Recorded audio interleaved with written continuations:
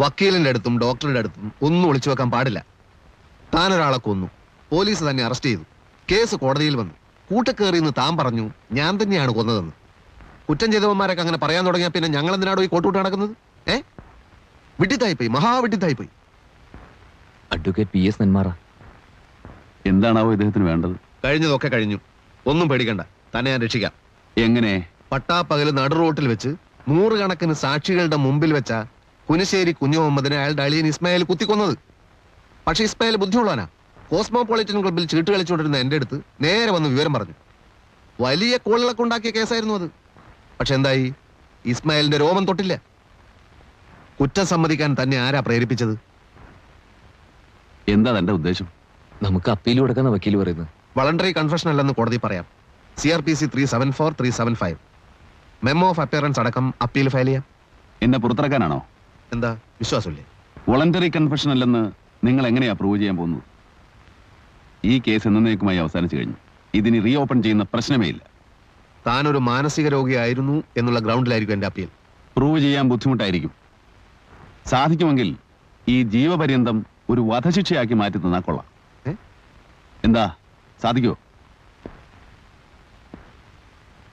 ഇയാൾ ശരിക്കും ഒരു മാനസിക രോഗി തന്നെയാണോ? ജനു, എന്നെ കാണാൻ വരരുതെന്ന് ഞാൻ നേരത്തെ പറഞ്ഞിട്ടുണ്ട്. എന്നെ രക്ഷിക്കാൻ നോക്കണ്ട. അല്ല, അത് മനുഷ്യനെ വടിയാക്കരുത്. കോടതിയിൽ നിന്ന് തരിക നേരമില്ലാത്ത എന്നെ ജയിലിൽ പിടിച്ചുകൊണ്ടത് നാടകം കളിക്കുന്നു. Bloody full. വക്കീലെ പ്ലീസ്, വക്കീലെ ഒന്ന് നിന്നേ. തന്റെ പടിവെക്കണം. ഞാൻ പറയുന്നത് കേൾക്കൂ. ഒന്നും എനിക്ക് കേൾക്കണ്ട പ്ലീസ്, ഞാൻ പറയുന്നത് കേട്ടിട്ട് സംസാരിച്ചാൽ മതി. താൻ പോടോ. വക്കീലെ പ്ലീസ്, കേട്ടിട്ട് പോ.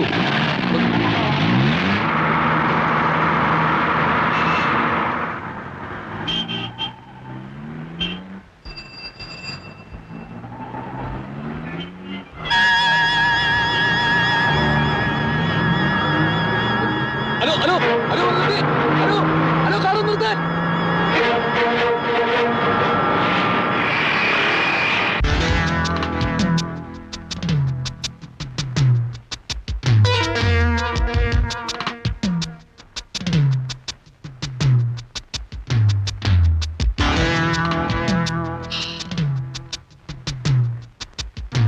റൂമിലാളുണ്ടല്ലോ? ഉണ്ട് സർ. അതെ അതെ, ഒന്നും ആലോചിക്കാതെ അല്ലല്ലോ നമ്പ്യാർ ഇതൊക്കെ ചെയ്യുന്നത്. ചിട്ടി കമ്പനിയുടെ അധ്യായം ഇതോടെ ക്ലോസ് ചെയ്തു. ഇനി അടുത്ത മേഖലയിലായിരിക്കും കളി. ആളിങ്ങെത്തിയല്ലോ, കൊടുക്കാം. അളിയനാ. ഹലോ, മന്ത്രിയായതിനു ശേഷം ബന്ധുക്കളെ മാത്രമേ. ഹലോ, കാർ നിർത്താൻ.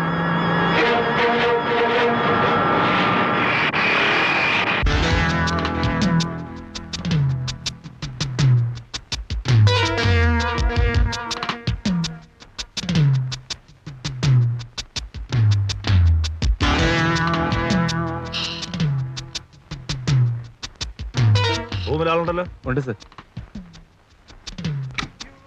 അതെ അതെ, ഒന്നും ആലോചിക്കാതെ അല്ലല്ലോ നമ്പ്യാർ ഇതൊക്കെ ചെയ്യുന്നത്. ചിട്ടി കമ്പനിയുടെ അധ്യായം ഇതോടെ ക്ലോസ് ചെയ്തു. ഇനി അടുത്ത മേഖലയിലായിരിക്കും കളി. ആളിങ്ങെത്തിയല്ലോ, കൊടുക്കാം. അളിയനാ. ഹലോ, മന്ത്രിയായതിനു ശേഷം ബന്ധുക്കളെ മാത്രമേ താൻ വിളിക്കൂ അല്ലേ?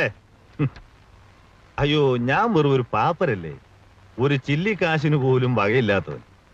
പിന്നെ ബഹുമാനപ്പെട്ട മന്ത്രിയുടെ അളിയനും പോലീസ് സൂപ്രണ്ടിന്റെ മോനും ഒക്കെ സുഹൃത്തുക്കളായതുകൊണ്ട് ഒരുവിധം ഇങ്ങനെ കഴിഞ്ഞു കൂടുന്നു. ഇല്ല, 2 ദിവസം കൂടെ കഴിഞ്ഞിട്ടേ വീട്ടിലേക്ക് മാറുന്നുള്ളൂ. ആ ഗസ്റ്റ് ഹൗസിലോട്ട് വാ. പിന്നെ ഞങ്ങളൊക്കെ കൂടിയാ തന്നെ മന്ത്രിയാക്കിയെന്ന കാര്യം മറക്കരുത് കേട്ടോ. വയ്ക്കട്ടെ. പോയ കാര്യം എന്തായി? ലൈസൻസ് കിട്ടും. എന്റെ ഒരു അമ്മാവനുണ്ട് കായംകുളത്ത്. കണ്ണും ചെവിയൊന്നും കേൾക്കില്ല. പുള്ളിയുടെ പേരിലെടുക്കാം. യെസ്. ആഹാ, താനെങ്ങനെ ഇവിടെ എത്തി? പിന്നെ നമ്മുടെ ചിട്ടി കമ്പനിയിലായിരുന്നു. ഓഹോ, കമ്പനി പൊളിഞ്ഞപ്പോ എന്നെ പോലെ തന്നെ ഇവരും കഷ്ടത്തിലായി. കമ്പനി പൊളിഞ്ഞത് എങ്ങനെയാണെന്ന് എനിക്കറിയാം. തന്നെ ഞാൻ അന്വേഷിക്കാൻ തുടങ്ങിയിട്ട് കുറെ നാളായി. സമ്പന്നന്മാർ കുളിച്ചിരിക്കാൻ ഒരുപാട് സ്ഥലങ്ങളുണ്ടല്ലോ നമ്മുടെ നാട്ടിൽ. പാവപ്പെട്ട കുറെ മനുഷ്യർ അധ്വാനിച്ചുണ്ടാക്കിയ കാശാതാണ് തട്ടിയെടുത്ത്. അത് തിരിച്ചു കൊടുത്തില്ലെങ്കിൽ അനുഭവം വേറെ ആയിരിക്കും. എന്റെ പൊന്നനിയാ, ഞാൻ ഇനി എന്ത് ചെയ്യാനാ? എല്ലാം ഞാൻ കോടതി പ്രസന്റ് ചെയ്തതാ. കോടതി എന്നെ IP ആയി പ്രഖ്യാപിക്കുകയും ചെയ്തു. എന്ന് വെച്ചാൽ ഒരുത്തനും ഞാൻ ഇനി കടം വീട്ടേണ്ടതില്ല. IP 5 സ്റ്റാർ ഹോട്ടലിൽ സ്കോച്ച് കുടിക്കുന്ന പാപ്പര്, നാട്ടുകാരുടെ പണം പറ്റിച്ചെടുത്ത് കള്ളക്കണക്കുണ്ടാക്കി നഷ്ടം കാണിക്കുന്ന കുറെ കമ്പനികൾ, അതും വല്ലവന്റെയും പേരിൽ. ഇവിടെ നിന്ന് ബഹളം വയ്ക്കരുത്. ഞാൻ പറഞ്ഞിട്ടല്ലല്ലോ താൻ ജോലിക്ക് കയറുന്നത്. ഡേവിഡ് ആണ് തന്നെ പരിചയപ്പെടുത്തിയത്. അയാൾ മരിച്ചുപോയി. ഇനി എന്തെങ്കിലും ഉണ്ടേ കോടതി ചെല്ല്. ഓ വേണ്ട, അല്ലാതെ തന്നെ നിങ്ങളെ ഞാൻ നേരിടും. നിയമം വളച്ചൊടിച്ച് കോടതി മുമ്പിൽ നിങ്ങൾ പാപ്പറായിട്ടുണ്ടാകാം. പക്ഷെ RK നമ്പ്യാരുടെ സ്ഥാവര ജംഗമ സ്വത്തുക്കൾ എവിടെയാണെന്നും ആരുടെയൊക്കെ പേരിലാണെന്നും ഇവിടുത്തെ നാട്ടുകാർക്കറിയാം. നിങ്ങളുടെ കള്ളത്തരങ്ങളെ കുറിച്ചുള്ള കുറെ തെളിവുകൾ എന്റെ കയ്യിലുണ്ട്. അത് ജനങ്ങളുടെ മുമ്പിൽ നിരത്തി തന്നെ കൊണ്ട് ഒരു തീരുമാനം എടുപ്പിക്കും.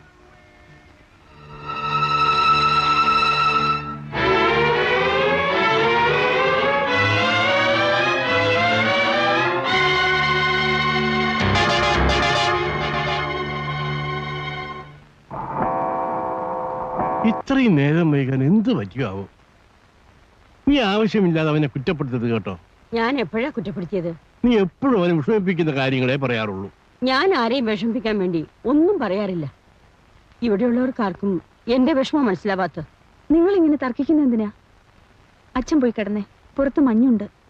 എന്തോ ഉറക്കം വരുന്നില്ല.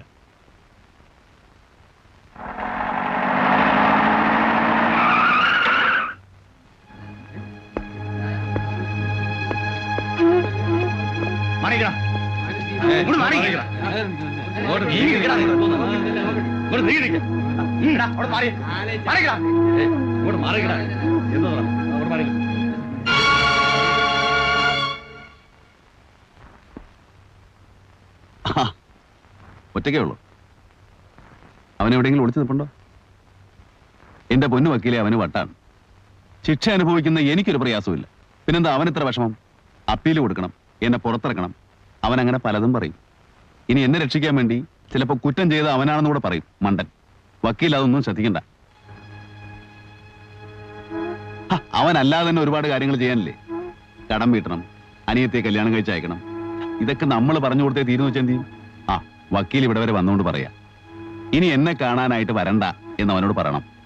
ജനാർദ്ദൻ ഇനി വരില്ല. ഇന്നലെ രാത്രി അയാൾ ആത്മഹത്യ ചെയ്തു. ഇന്ന് രാവിലെ റെയിൽവേ ട്രാക്കിലാണ് ബോഡി കണ്ടത്. രാത്രിയിൽ ഏതെങ്കിലും ട്രെയിനിന്റെ മുമ്പിൽ എടുത്തിയാടിയിരിക്കും. തന്നെ അയാൾക്ക് വലിയ ഇഷ്ടമായിരുന്നു.